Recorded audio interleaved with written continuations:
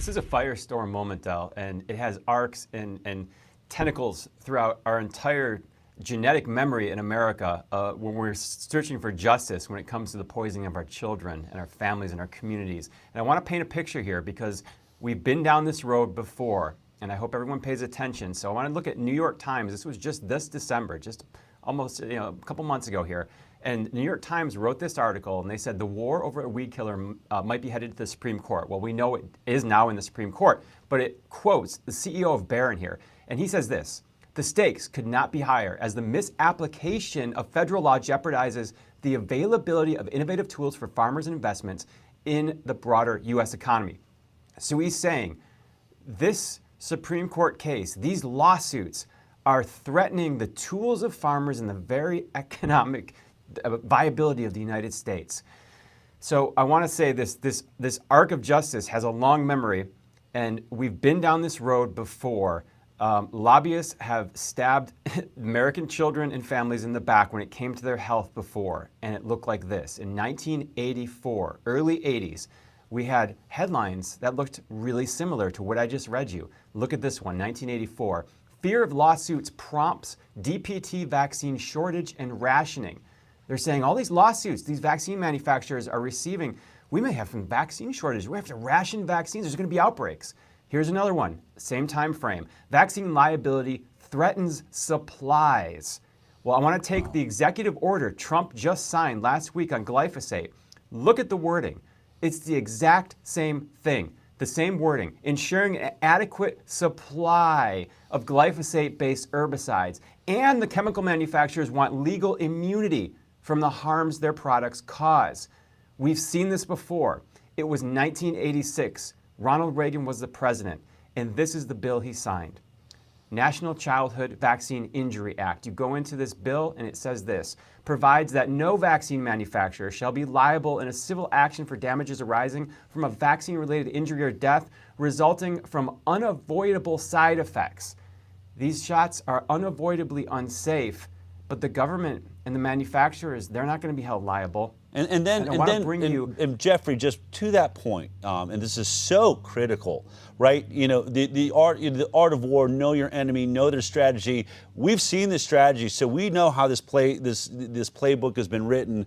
But just that point, that they know they are unavoidably unsafe there, that they have known side effects. But after signing that bill, did our government go out and start giving us informed consent, saying, just so you know, some of your kids are going to be maimed and injured by this product? No. They went on a campaign after giving liability protection to lie to the American people and go with the slogan, safe and effective, safe and effective. And if anybody questions safety, which Ronald Reagan in that bill says right there, it is not perfectly safe for everybody. This will destroy lives. And for that reason, we're giving liability protection. Then they should have been honest with the American people and saying, this product is not perfectly safe. There are going to be lives destroyed by this. And instead, every doctor, every scientist, every government official since that moment has been gaslighting America and lying to us and frankly around the world, saying totally safe. Anybody that questions it's a lunatic. Really? Because we gave you liability protection because it's not safe for everybody. And this industry operation is happening again right now on our watch. And it's important to learn from the people and the parents and the mothers that were there in 1986 and in the early 80s who went through that fight. One of them is Barbara Lowe Fisher, the head of NVIC, the National Vaccine Information Center. Here's what she had to say about that time. Take a listen. Okay. They say we're going to leave the country without any vaccine. And the Congress said, we've got to protect the vaccine supply in this country.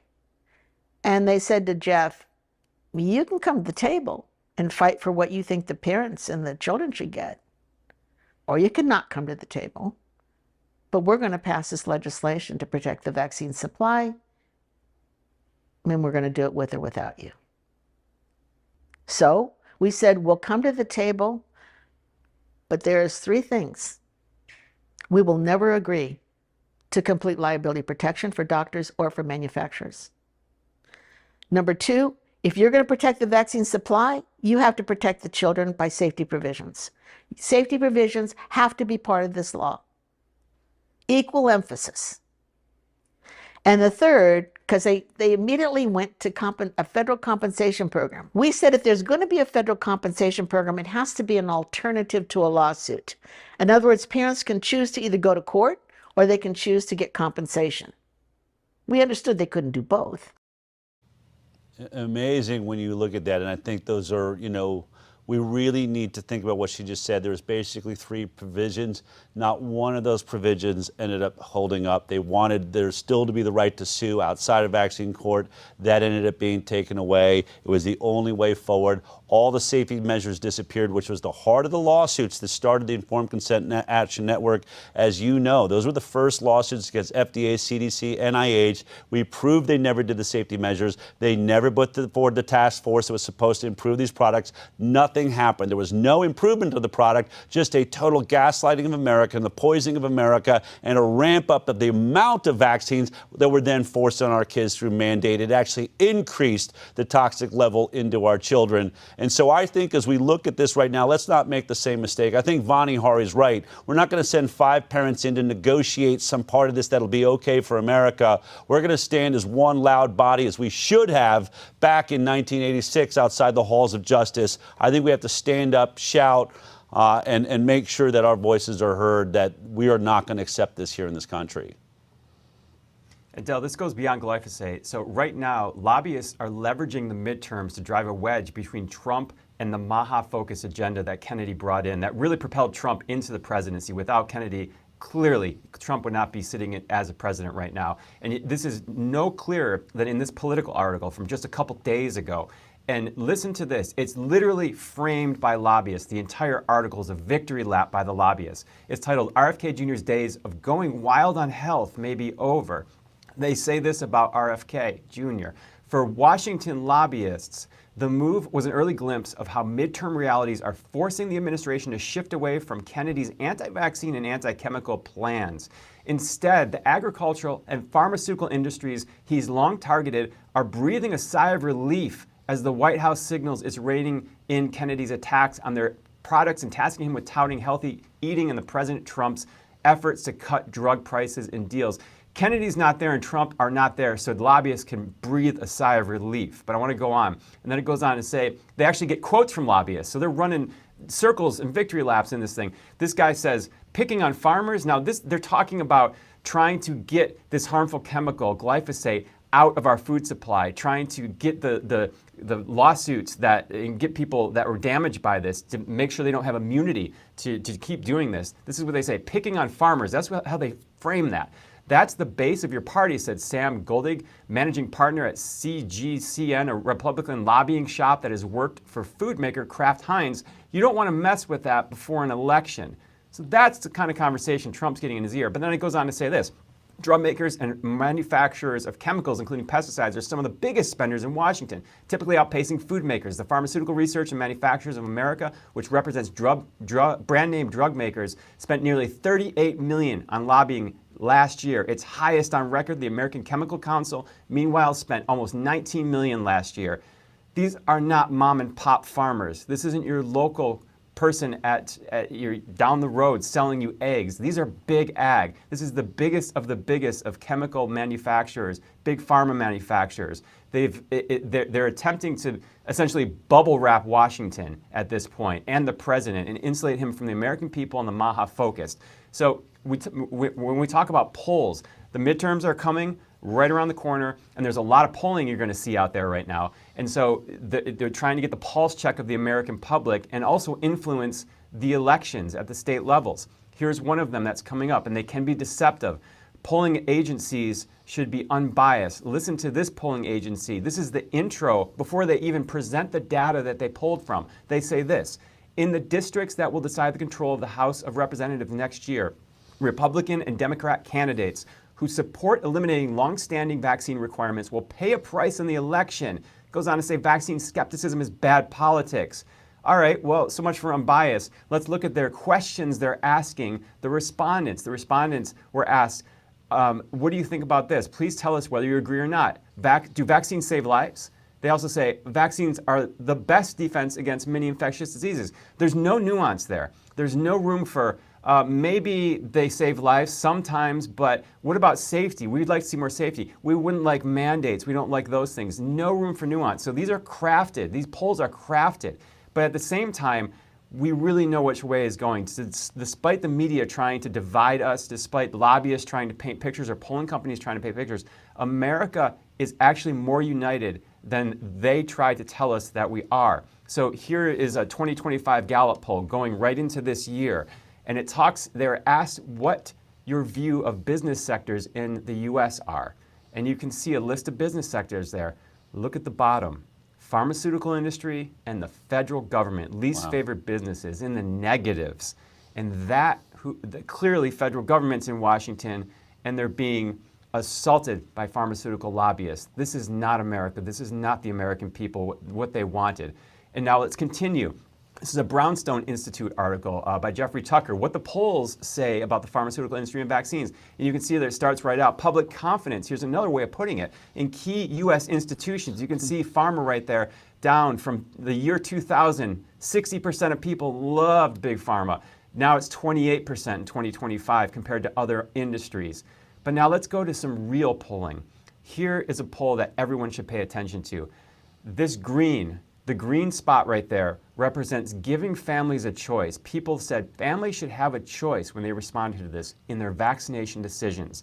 You average that across, that's across the entire political spectrum, independent, Republican, Democrat. Average that across, it's almost 50% say that they want that. And then if you look at the red tells you basically that vaccines are unsafe. You average that across, it's about 8 or 9% across the spectrum. Just straight up vaccines are unsafe.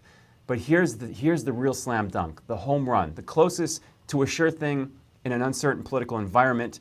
This is the poll everyone should be looking at. It crosses all party lines. The opposition to giving vaccine manufacturers blanket immunity, just how we started this section. There's the red across the board. You average all that together, across the entire political spectrum, you're looking at high 70-something%. Everyone wants this. Everyone wants this immunity gone from vaccine manufacturers. So why would we put it on pesticide makers? Why would we allow them to have that if this is so unpopular? But it well, the only way is if we don't make our voices known, right? And look, yeah. I am into issues in this country. I really have said I'm politically marooned. I still am politically marooned. But I see a president right now that is vulnerable to public opinion, that actually cares about public opinion. And I think he's getting some bad polling from, not public opinion, but lobby opinion. I think we all need to make our voices known. I think the best thing you can do if you believe you're a part of MAHA is to say you're absolutely not happy with this and not being represented, and this could affect your vote, that we want to see a different outcome here. We want to see a different strategy towards our farming practices. We would love to see massive investment into regenerative farming practices and teaching tools for farms. I think we all care about farmers. It's not necessarily their fault that they've been manipulated over years and really made to be addicted to this product and its weed killing properties. When there's all sorts of new technologies, there's lasers that kill weeds and bugs and all of it. Why aren't we modernizing like that? We're going to have AI take over the world, but we can't have some robots go out and clean up the weeds? Come on, President Trump, let's get on this.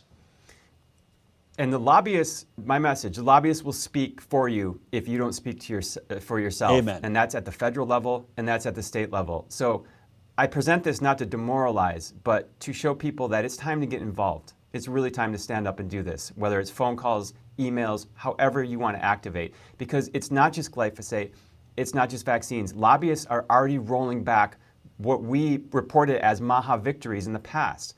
So in 2025, I want to show this article here. Trump moves to tighten rules on risky research on viruses. So he put an executive order together basically to end risky gain-of-function research. That was a celebration.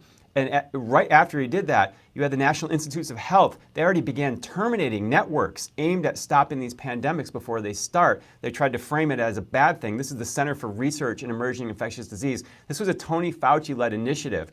This is an initiative that gave Peter Daszak, EcoHealth Alliance grants, Christian Anderson, he was part of the authors of the Proximal Origins, saying, no way this virus came out of a lab. But in private emails, as we've shown, we're saying, oh, it kind of looks like this might have. These are the people that were getting the grants from this. Trump Kennedy, they shut that down. NIH shut that down. Here's the new article, the most recent article. Congress forces NIH to reverse policy, continue funding Fauci's unsafe infectious disease centers. And it says this in the article: university lobbyists have struck back. Managing to slip language into the congressional appropriations bill that forces NIH to spend $18.2 million to fund Creed centers once again. It doesn't just stop there. Gavi, the Vaccine Alliance, seed funding by Bill Gates. We celebrated this when it happened. The Vaccine Alliance has its $1 billion grant cut by Trump administration. Now here's the more recent headline: U.S. Congress backs Gavi, the Vaccine Alliance, despite Trump administration cuts. And it's now slipping a rider in a foreign assistance bill. And you can read the language for yourself right here. And how much does it carve out for Gavi? Well, a total of over $3.5 billion. You can see that number right there for Gavi and other initiatives. These are lobbyists at work. This is how it's done. They slip things into bills, and they basically do this outside of the view of American people unless journalists spotlight this and people try to activate in Washington at the state level and say, do not do this. These are victories that we voted for. Do not reverse these. Amen. Huge, huge importance there. And again, we're waiting for journalists that are funded by Bayer, Monsanto, Moderna, Sanofi Aventis. That's why your work is so important, Jeffrey, and the work that we're doing here. Because obviously we're not getting any money from any of those people. Really, unbelievable moment.